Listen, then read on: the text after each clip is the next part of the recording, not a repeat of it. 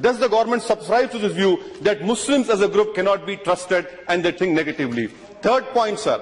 The third point, Chairman of Joint Intelligence Committee in White House Summit of Counter-Terrorism have rightly said India's core strength is liberal, secular, plural democracy.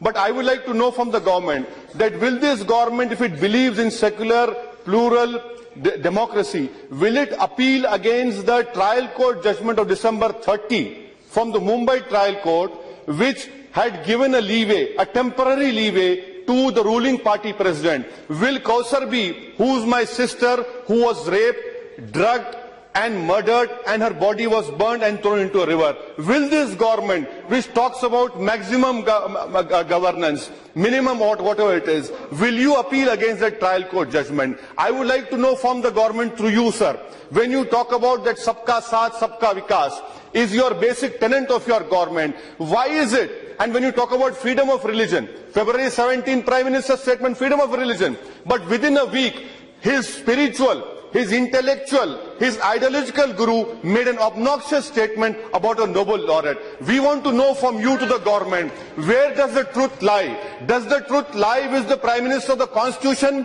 Does he still talks about Constitution? Or the truth lies with what his spiritual, ideological mentor, guru is saying? We want to know from the Prime Minister where the truth lies. Sir, the third point which I want to know from the government is, if what the Prime Minister says is right, he believes in freedom of religion, then what is happening in Kushinagar, Uttar Pradesh? 150 Muslim families have been forced to leave their house. Why? Because the good old person who's there. Sir, I want to know, why isn't this government able to control a cancer doctor, an oncologist who's spreading not his but his cancerous communalism throughout the country? Why is the government quiet on it?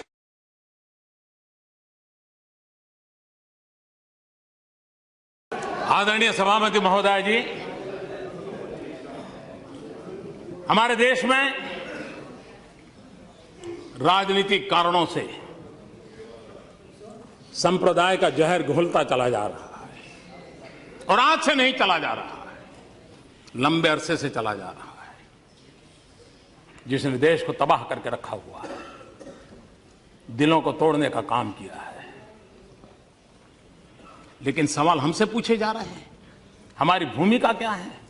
मैं आज जरा इस सदन को कहना चाहता हूं, 27 अक्टूबर 2013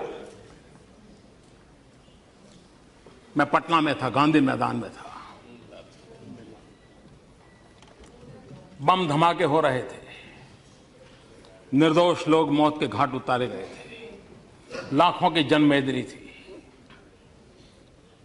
बड़ा ही कलुषित माहौल था, रक्त की धाराएं बह रही हैं। उस समय जब इंसान के हृदय से बातें निकलती हैं, वो सच्चाई के तराजू पर 100% सही निकलती है, उसमें कोई लाग लपेट नहीं होता है। बम बंदूक के बीच रक्त बह रहा था, लोग मर रहे थे। उस समय मेरा जो भाषण है, और उसमें मैंने कहा था कि मैं कहना चाहता हूं, मैं पूछना चाहता हूं कि बताइए, हिंदुओं को किसके साथ लड़ना है? क्या मुसलमान के साथ लड़ना है कि गरीबी के साथ लड़ना है? मैं मुसलमानों को पूछता था कि आपको हिंदुओं को साथ लड़ना है कि गरीबी के खिलाफ लड़ना है?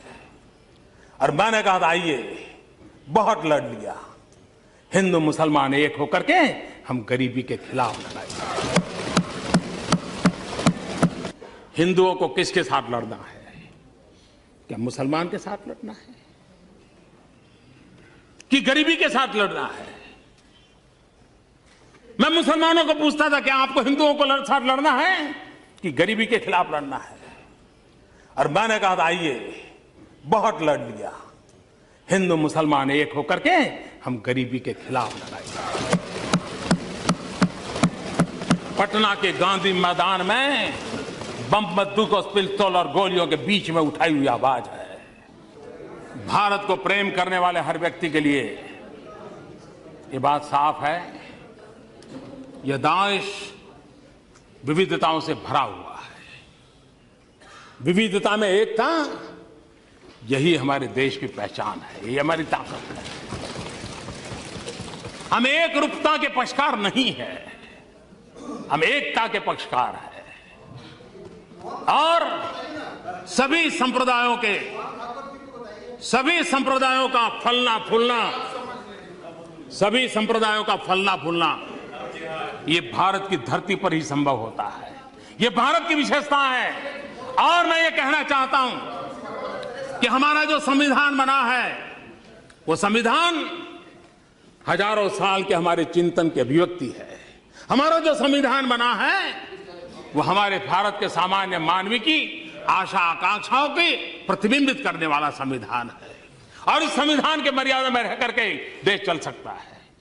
देश संविधान की मर्यादाओं के बाहर नहीं चल सकता है। किसी को भी कानून हाथ में लेने का अधिकार नहीं होता है। किसी को भी संप्रदाय के आधार पर किसी के साथ डिस्क्रिमिनेशन करने का अधिकार नहीं होता है।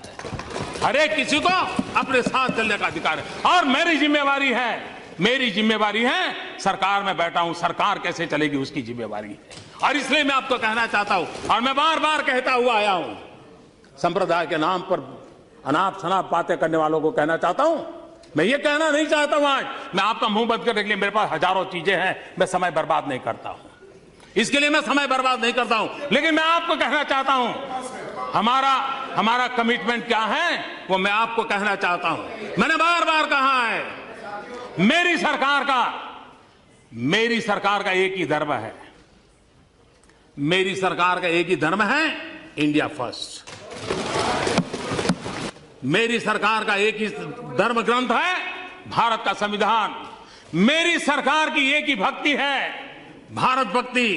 मेरी सरकार की एक ही पूजा है 125 करोड़ देशवासियों का कल्याण। मेरी सरकार की एक ही कार्यशैली है सबका साथ सबका विकास।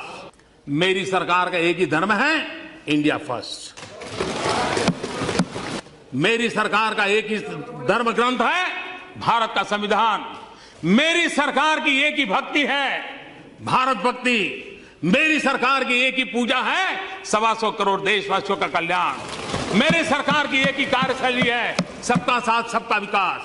और इसलिए हम संविधान को लेकर के संविधान की सीमा में रह करके देश को आगे बढ़ाना चाहते हैं। हमारे यहां एकम सत विप्रहा बहुधा वदंती हमारा तत्व ज्ञान रहा। Truth is one says calls in a different way. सत्य एक है, विद्वान लोग उसको अलग अलग तरीके से कहते हैं। ये हम कहने वाले लोगों में से है। और इतना ही नहीं,